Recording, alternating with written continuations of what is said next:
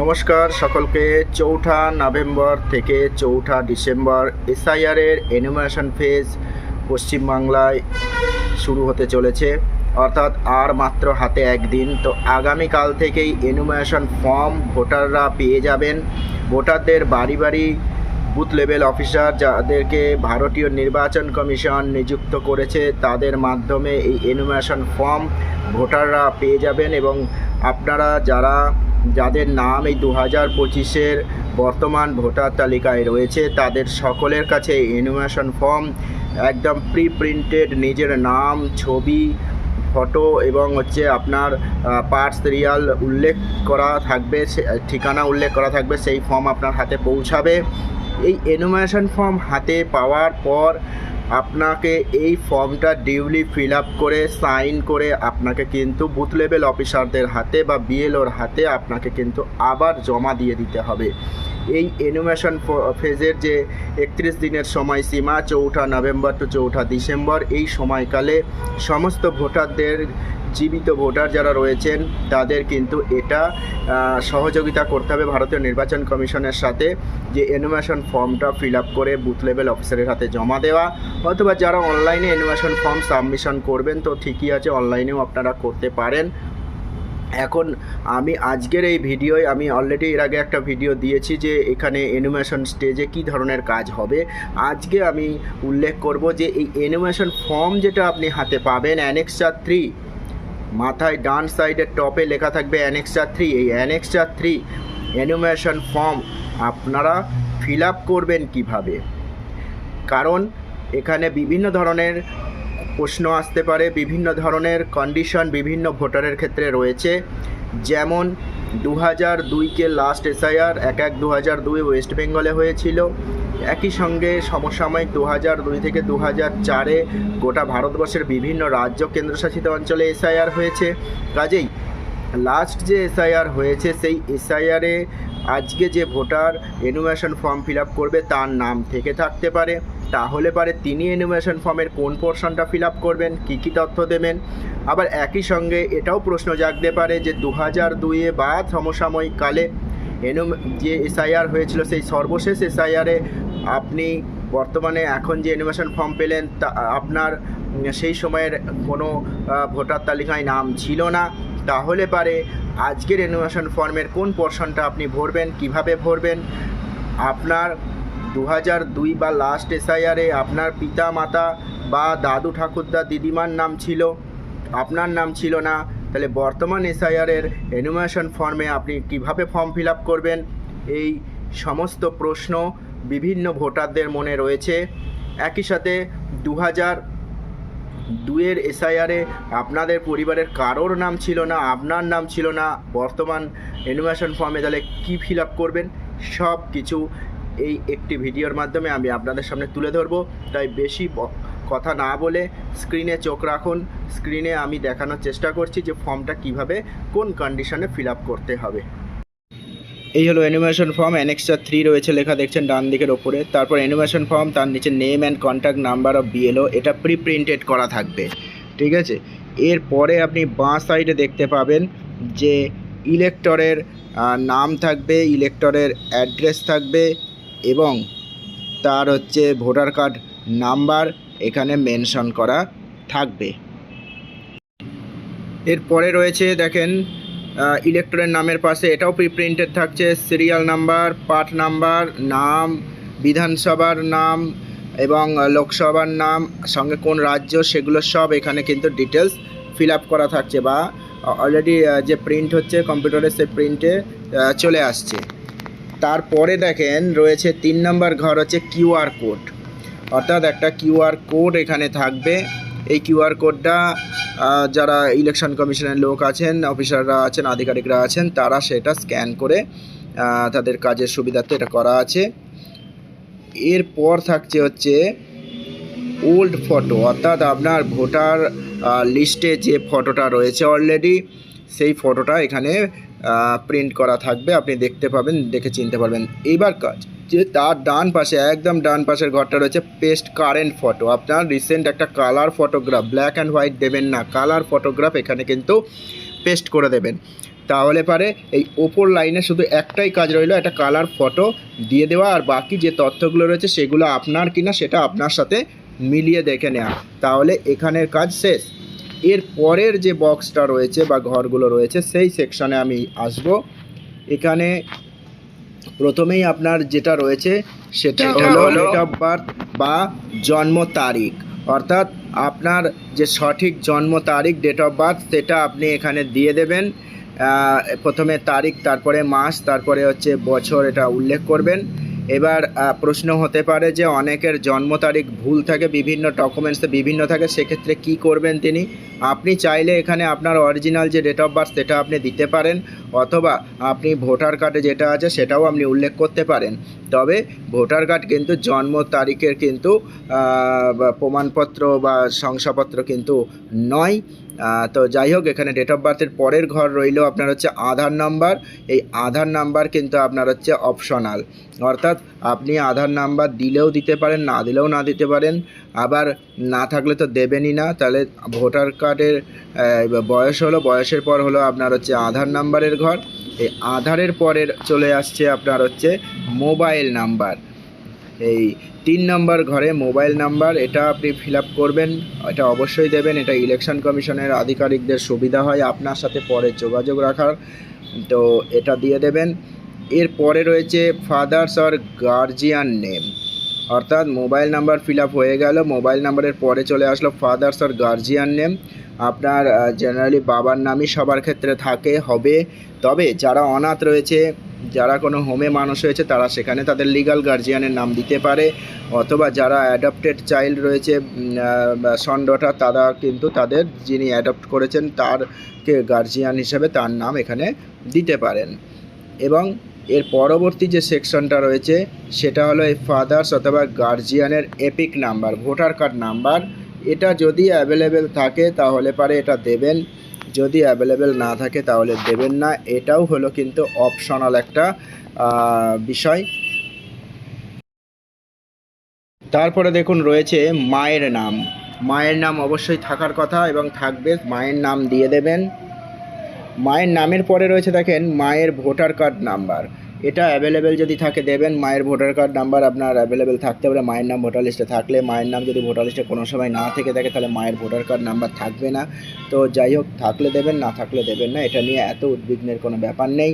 তার পরবর্তীতে রয়েছে দেখেন যে স্পাউস নেম ইফ অ্যাপ্লিকেবল, এটা জানেন যারা অবিবাহিত রয়েছে, যারা ডিভোর্সি রয়েছেন, যারা উইডোয়ার আছেন, তাদের ক্ষেত্রে স্পাউস নেম তারা দেবেন না, বা না থাকলে নট অ্যাপ্লিকেবল করে দেবেন। কিন্তু যাদের ক্ষেত্রে এটা আছে, বিবাহিত যারা রয়েছেন তারা কিন্তু স্পাউস মানে কিন্তু স্বামী স্ত্রী দুই হয়, তাই যারা পুরুষ তারা স্ত্রীর নাম দিতে পারেন, যারা মহিলা তাদের স্বামীর নাম দিতে পারেন। এবং পরবর্তী সেকশনে রয়েছে সেটা হচ্ছে তাদের ওয়াইফের হচ্ছে ভোটার কার্ড বা স্বামীর ভোটার কার্ড নাম্বারও থাকলে দিতে পারেন। চলে আসছে এরপর দেখুন চলে আসছে এসআইআরের সেই আসল জায়গা, যে জায়গাটা নিয়েই হচ্ছে সবার দুশ্চিন্তা বা সবার ভাবনা, কিভাবে ফিল আপ করা হবে। দেখুন details of the elector in the electoral roll of the last SIR, এটা বাঁ দিকের কলামে রয়েছে। অর্থাৎ এই যে এই সেকশনটা, এই 3 নম্বর সেকশনটায় কিন্তু কলামটা দুটো ভাগ হয়েছে। হ্যাঁ, বাঁ সাইডে একটা ডান সাইড। বাঁ সাইডে বলছে যে লাস্ট এসআইআর যেখানে যে সময় হয়েছিল 2002-এ কোথাও হয়েছে বেঙ্গলে, যেমন 2004-এ অন্য কোথাও হয়েছে, 2003-এ বিহারে হয়েছে। তো যাই হোক, এই লাস্ট এসআইআরের যে সময়কালে ইলেকটোরাল রোলে বা ভোটার লিস্টে এই ভোটার যে ওপরে যে ভোটার রয়েছেন, মানে আপনি যদি বর্তমান ভোটার হয়ে থাকেন তাহলে আপনার 2002-এ বা 2004-এ বা 2003-এ আপনার যে রাজ্যে আপনি সে সময় ভোটার লিস্ট ছিল সেখানে যদি আপনার নাম থেকে থাকে তাহলে সেই ডিটেলসটা আপনার কিন্তু পূরণ করতে হবে এই সেকশানে। এটা হলো নিজের নাম লাস্ট এসআইআরে যদি থেকে থাকে তাহলে সেই এসআইআর লিস্টের তালিকা থেকে দেখে নিয়ে আপনার এই পোর্শনটা ভরবেন।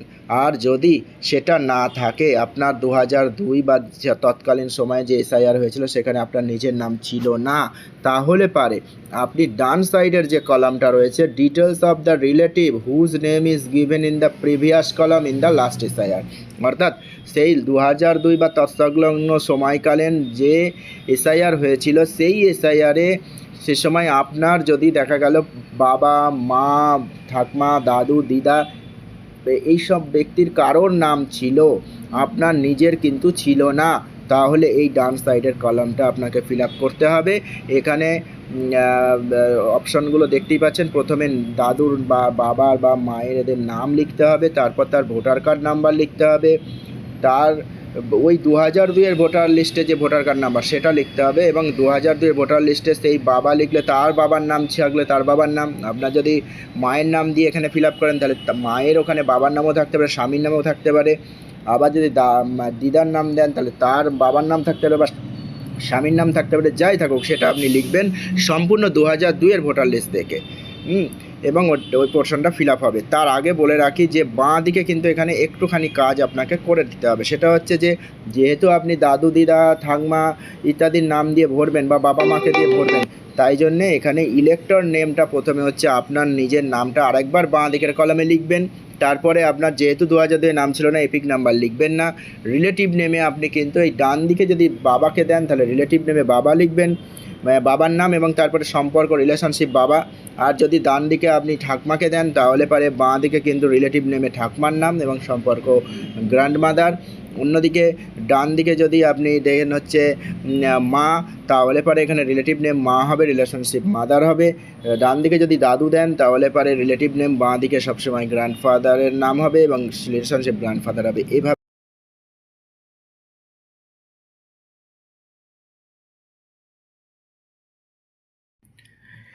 এবার আপনারা তো জেনে গেছেন অলরেডি, যদি নিজের নাম 2002-এ না থাকে বা লাস্ট এসআইআরে না থাকে কোনো ভোটার লিস্টে কোনো জায়গায়, তাহলে পারে সেখানে লাগবে হচ্ছে হয় 2002-এ আপনার ফ্যামিলির আপনার বাবা নাম আছে তাকে রিলেটিভ দিচ্ছেন, না হলে মাকে দিচ্ছেন, না হলে দাদুকে দিচ্ছেন, দিদাকে দিতে পারেন, ঠাকমাকে দিতে পারেন।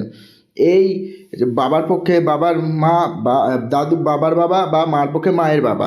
তো এই যে কয়েকটা রিলেটিভকে আপনি এখানে শো করাবেন 2002 বা লাস্ট এসআইআরে তার নাম আছে বলে, এক্ষেত্রে সেই ভোটার লিস্টটা অবশ্যই হাতের সামনে নিয়ে নেবেন। সেই 2002 বা অন্য রাজ্যের ক্ষেত্রে 2003-04-এর যে লাস্ট এসআইআরের ভোটার লিস্টের রিলেটিভের নামকে দেবেন, সেই ভোটার লিস্টের রিলেটিভের নাম যা থাকবে সেই আত্মীয়ের নামের বানান বা সেইটা এখানে সেইভাবে লিখবেন। তার সঙ্গে সেইখানে যে ভোটার কার্ড নাম্বার আছে তার সেটা দেবেন।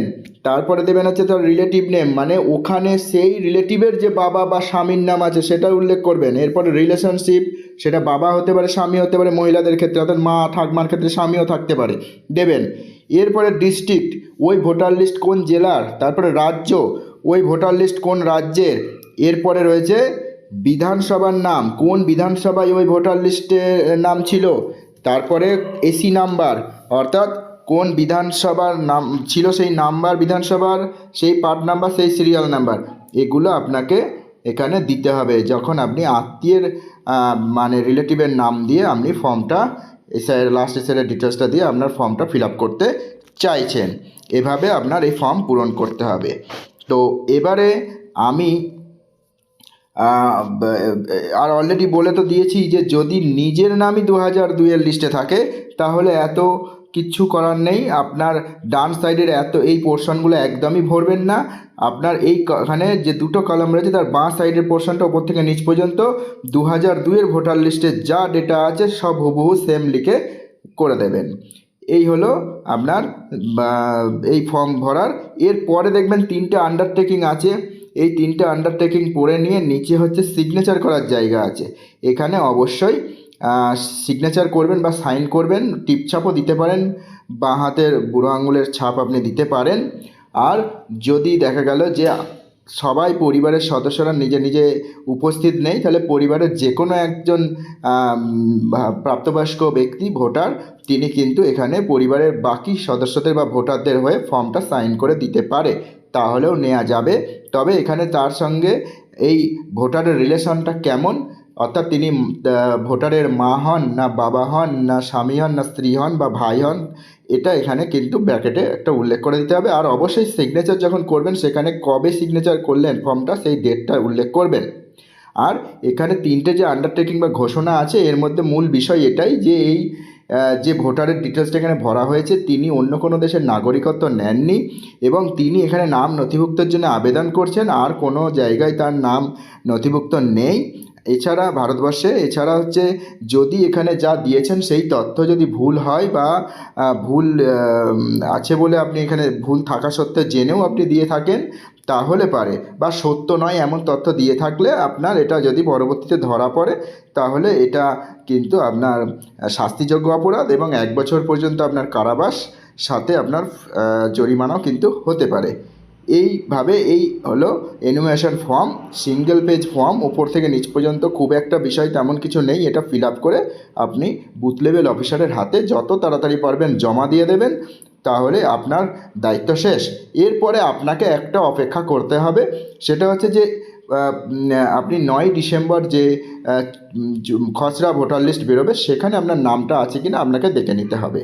আর এই যে এনুমারেশন ফর্ম আপনাকে 2 কপি সরবরাহ করা হবে। এই 2 কপির মধ্যে 2 কপি ফিল আপ করবেন, 2 কপি সাইন করবেন, 1 কপি আপনাকে রিসিভ করে দেবে বুথ লেভেল অফিসার, আর 1 কপি তিনি নিয়ে চলে যাবেন।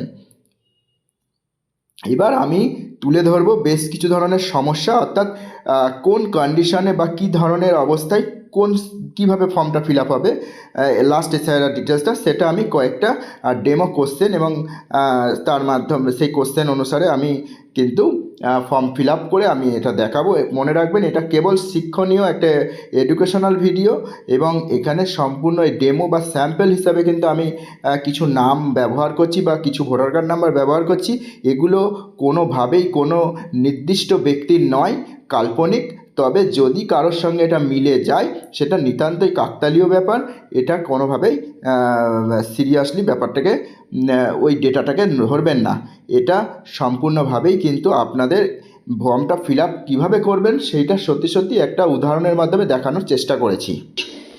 এখানে একটি প্রশ্ন রয়েছে, আমার নাম শকুন্তলা দাস, বিগত শেষ এসআইআর তালিকায় আমার নিজের নাম ছিল, ওখানে আমার অভিভাবক হিসেবে স্বামীর নাম দেয়া ছিল, এখন আমি ফর্ম ফিল আপ করছি এইভাবে।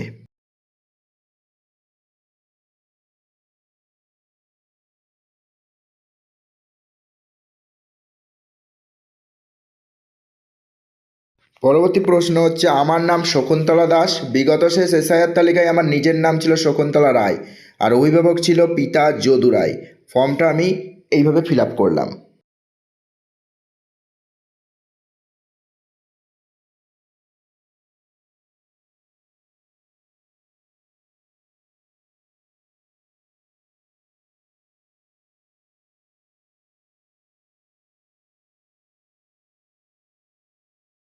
দ্বিতীয় কন্ডিশন, আমার নাম সুমন রায়, বিগত শেষ এসআইআর তালিকায় আমার নিজের নাম ছিল সুমন কুমার রায়, ওখানে আমার অভিভাবক ছিল পিতা, আমার ফর্ম পূরণ এইভাবে করলাম।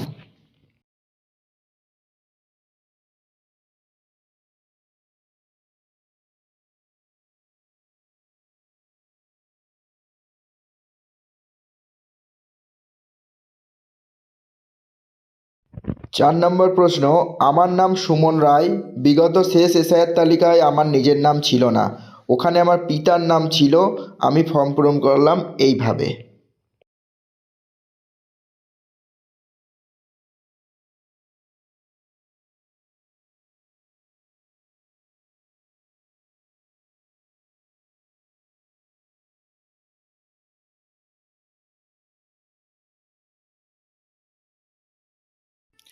পরবর্তী প্রশ্ন, আমার নাম মানসী সরকার, বিগত শেষ এসআইআর তালিকায় আমার নিজের নাম ছিল না, আমার অভিভাবক হিসেবে পিতা শম্ভু দাসের নাম 2002-এর এসআইআরে ছিল, তাই আমি ফর্ম পূরণ করছি এইরকম ভাবে।